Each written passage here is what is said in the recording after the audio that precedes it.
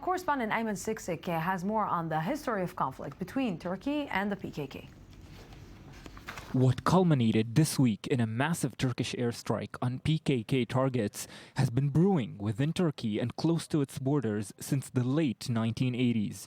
Starting in 1984, the PKK waged an armed struggle against the Turkish state for self-determination for the Kurds in Turkey.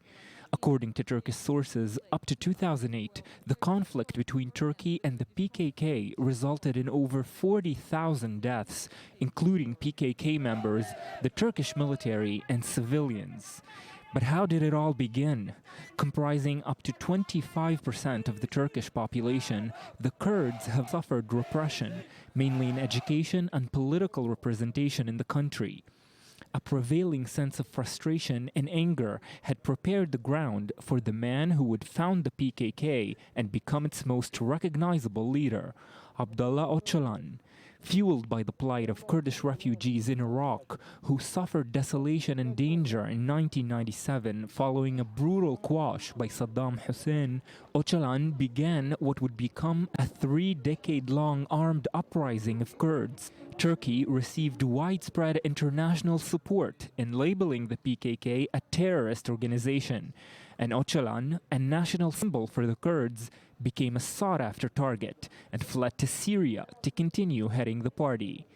But in 1998, he was forced to leave his refuge in Syria following Turkish pressure, but was not extradited to Turkey. The following year, Öcalan was captured by the CIA in Kenya and sentenced to death in Turkey for the formation of the PKK armed gangs.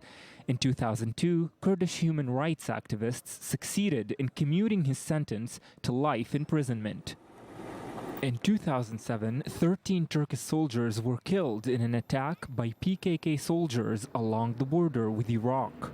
It would be only a few days before then Prime Minister Recep Tayyip Erdogan would realize international fears and launch an offensive on PKK rebels on Iraqi soil. We are prepared to face adverse world reaction when we choose to launch an attack against Kurdish rebels in Iraq. The Turkish government will respond to these insurgents.